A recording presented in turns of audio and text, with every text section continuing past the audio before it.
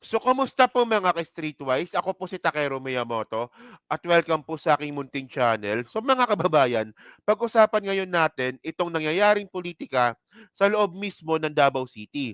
Kasi po, mukhang malaki po talaga yung tsansa na matapos na ang dinastiya ng mga Duterte dyan mismo sa Davao City because of so many reasons. Oo, tandaan po natin mga kababayan 'no, na ako naniniwala naman ako na si Digong ay isang magaling na politiko. Magaling na politiko. Hindi siya katulad ng mga anak niya na mga engot. So ngayon mga ka-streetwise 'no, ang dami pong kapalpakan ngayon ng mga anak ni Duterte diyan po sa Davao City. Okay, so isa ito ha, tingnan niyo 'to ha. Okay.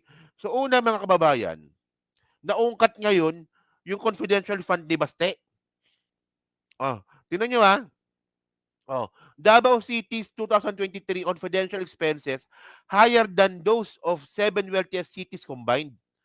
So, sa 7 city po na mas mayaman pa sa Davao City, kung pagsasama-samahin po yung confidential fund po nila, eh mas malaki pa rin po sa Davao City.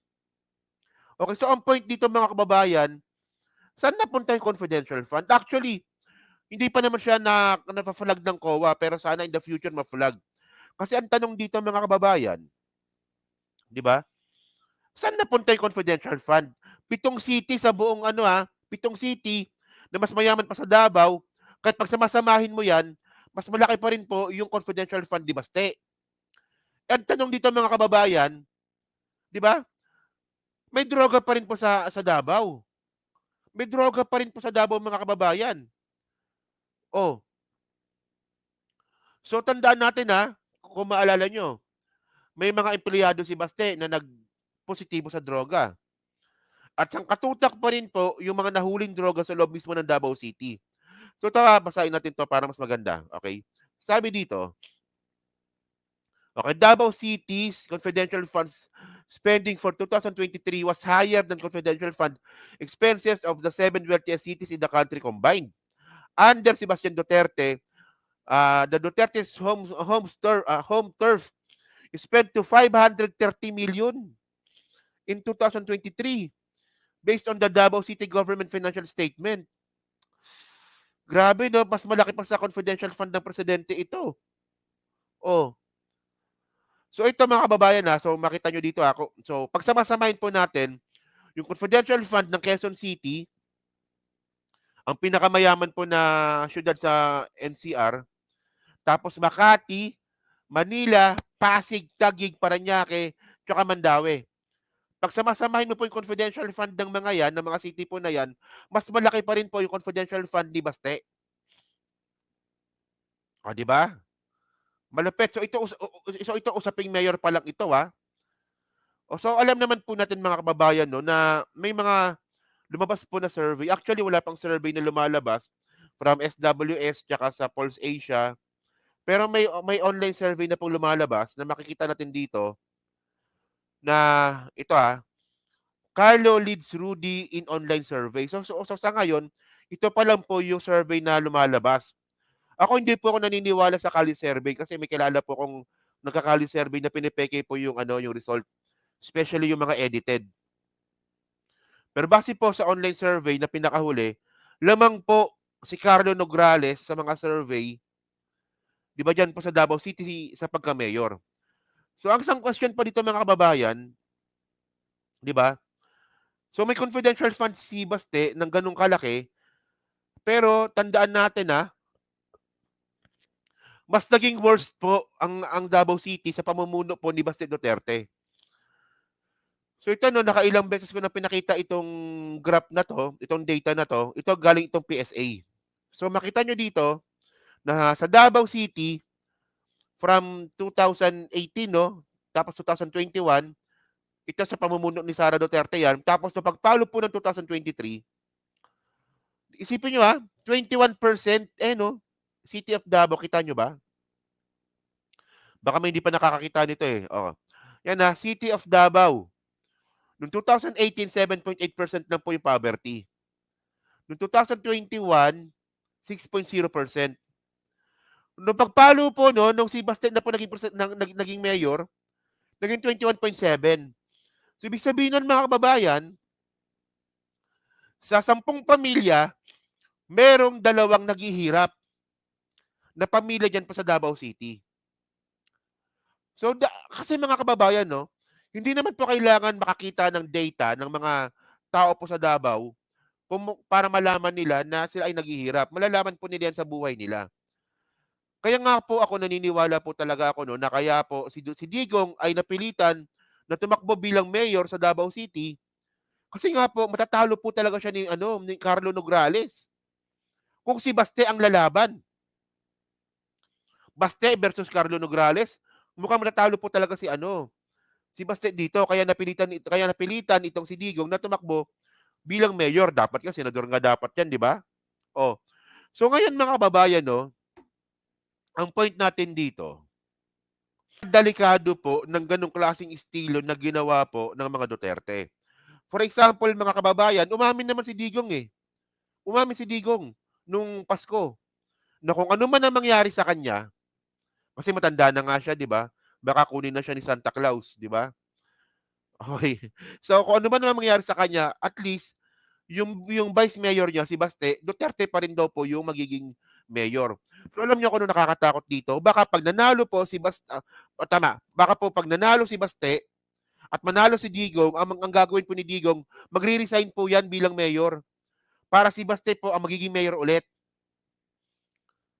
'Di ba? Naisip niyo ba 'yun mga taga Davao? 'Di ba ganyan kayo tinatarantado ni Digong? And besides mga kababayan 'no, itong si Carlo Nograles nagsalita na rin po ito. So ang isa po ngayon sa mga problema ng Davao City ngayon is yung baha. So dito may video dito si Carlo Nograles, panoorin niyo 'to, ah. Ang Davao City nga wala nay baha. So Bisaya kasi 'no, Bisaya kasi. So translate natin kahit papaano maintindihan ko naman 'to, eh. Kasi Ilonggo naman ako, 'di ba? Ito, ang Davao City nga wala nay baha. Dito sa Bicol, namuoy ta sa mga tao dito, ngano, kay dito. Oh, sabi ni Carlo Nograles, dapat sa Davao City, bakit daw may baha? So tingnan ninyo ang nangyari sa Bicol. Nakakaawa daw yung ang Davao City kung kukumpara sa Bicol. So bakit? So, grabe baha, taas kayong tubig. Ngano nagbaha man dito sa Kamsor, tungod kay na ay bagyo. Okay, so kasi nga daw sa Kamsur, binaha kasi nga may bagyo. Sabi. Diri sa Davao City, gamay lang ulan. Baha na. Sunod. Ayan, oh. Kasi nga daw sa Davao City, konti lang ang ulan, wala namang bagyo, binaha na. 'Di ba? Tandaan natin mga kababayan na yung Davao bihira lang naman puntahan ng bagyo 'yan, eh. Yung talagang binabagyo talaga dito mga kababayan sa buong Pilipinas is yung Bicol. 'Di ba Bicol, Leyte, Isabela, 'di ba ayan ang palaging binabagyo. Pero kahit papaano, kung ikukumpara po natin yung baha sa mga lugar na 'yan sa Davao City, eh, mas worst po ang baha sa Davao City. Base po 'yan sa sinabi nga po ni Carlo Nograles. Oh, sige continue. Namuoy ta sa mga tao dito, ngano, kay dito, grabe baha, taas kayong tubig. Ngano nagbaha man dito sa Kamsor, tungod kay na ay bagyo. Diri Oo, sa Davao correct. City, gamay lang ulan. Baha na. Sunayin mo na to, ang Davao City na walay baha. Ngano makasulti man si Carlo ug ingon ani. Nganong lakas loob man si Carlo nga mag-propose og iyon aning klaseng mga pamaagi programa kay ginabuhat na ni sa laing syudad, ginabuhat na ni sa laing lugar. So kung kaya sa ubang lugar, kung Oh, 'di ba? Kung kaya sa ibang lugar, bakit hindi daw magawa sa Davao City? kaya sa ubang syudad, nganong dili kaya sa Davao. 'Di ba? So ito yung sinasabi ni Carlo. Okay. So ngayon mga kababayan, alam naman po natin na ang pinakaproblema talaga sa Davao City, yung pinaka-controversial po na pondo diyan is yung 51 billion nga po ni Pulong, 'di ba? Yung 51 billion po ni Pulong ang pinaka-ano diyan. So ang tanong ngayon dito mga kababayan, sinagot na ba ni Paulo Duterte yung 51 billion? Sumagot na ba siya ng maayos? Actually hindi pa. Ang tagal-tagal na po ng issue ng 51 billion ni Paulo Duterte diyan po sa District 1 ng Davao City. 'Di ba? Kasi po yung 51 billion po na 'yan, gagamitin dapat po 'yan sa baha. Pero yung 51 billion po na 'yan, so kung sa first district lang po dapat gagamitin 'yan, dapat wala ng baha sa first district. Pero meron pa din. So si Pulong Duterte hindi pa rin sumasagot ng maayos. Actually sinubukan ni Pulong na sumagot. Yun nga lang katangahan ng sagot. So ito panoorin niyo 'to So sinagot niya dito si Migs Nograles regarding dito sa baha na 'yan 'no, tsaka sa 51 billion. Sige panoorin niyo 'to. Oh. Nganong mahadlok man? Duha ra man na. Ang problema kasi dito Bisaya no, Bisaya kasi. So, ewan ko ba? Hadlok matanggal pagka-congressman parehas gibuhat nilang Arnie Tevez gi-ethics code. Dito po ko padulong sigurado. Ganda man ako.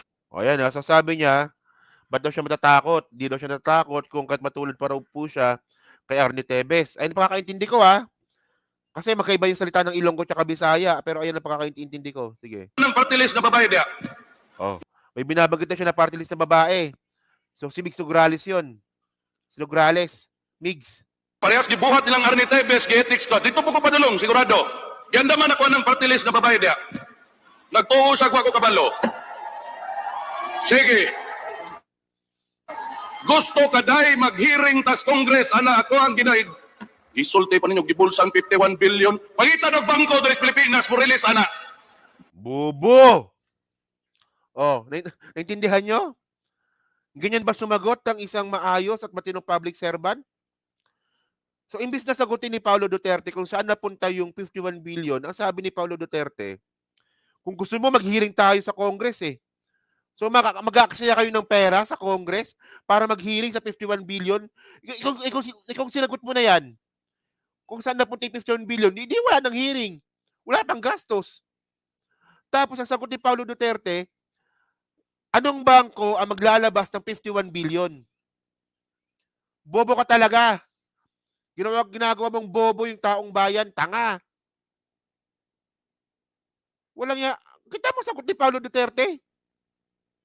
Anong bangko maglalabas ng 51 billion? Sige nga. Mga kababayan, bobo. Yung 51 billion mga ka-streetwise, budget po yan ng national budget. From GAA to TPWH na merong kinalaman si Paulo Duterte. So proyekto po yan. Ang tanong dito kasi mga kababayan, kung may proyekto po ng flood control at 51 billion po yung budget, dapat wala na pong baha sa Davao City. Ayun po ang dapat mo sinasagot.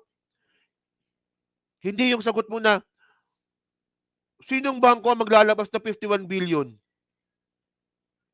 Sagot ng tanga to, tapos kayo, di ba, without common sense, lulunukin nyo na lang ito. Yung ganyang klaseng sagot ni Paulo Duterte. Gisulti pa ninyo gibulsan 51 billion. Pangita ng bangko diri sa Pilipinas mo release ana. Tunto kang bayhana ka. Tama, di ba? Tonto kang bayhana ka sa babae, no? Ano ibig sabihin na bayana? Kung ano? Di ba, palakpakan yung mga taga Davao City, no? Kapag nagmumura yung mga Duterte, ganyan po katanga. Ganyan po katanga yung mga taga Davao. So, ito po yung politika na gusto pong baguhin ni Carlo Nograles tsaka ni Migs Nograles. Kailangan maging decente tayo dito. 51 billion. Kadungog mo atong iro nga akong ginimanda, anto karon padayon man among kaso. Di na ko isulti ang pangalan, di mo si Katsa. Karon nagputak na pod, ni sulti, na kada tao daw dapat sa akong distrito nanay balay tungod atong 51 billion. Tonto! Pagpila! So may nagsabi daw na sa 51 billion dapat daw magaganda na raw yung bahay sa Davao City. Sino may sabi nun? Napaka-illogical naman yun. So yun ang point. Alam mo nang illogical, sinasagot mo pa. Yung 51 billion mga kababayan, hindi po naman po pampagawa ng bahay yun. Yung 51 billion po, para po yung sa flood control. So alam mo namang illogical yung binabato sa yung sagot.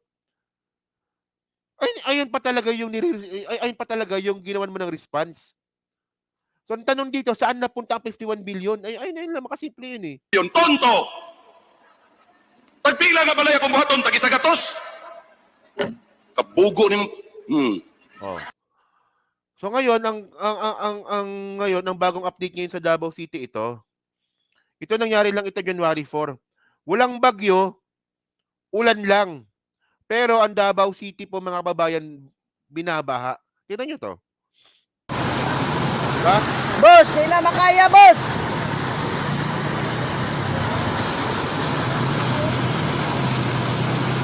Ay, glahos!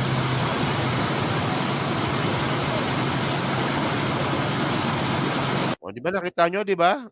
Ano lang 'to, January 4 lang 'yan, yung video na 'yan. Oh, 'di ba? So imbis na sagutin ni Paulo Duterte kung saan napunta yung 51 billion, 'di ba? Ang sagot ni Paulo Duterte, "Anong bangko ang naglabas niyan?" Bobo, bobo, 'di ba?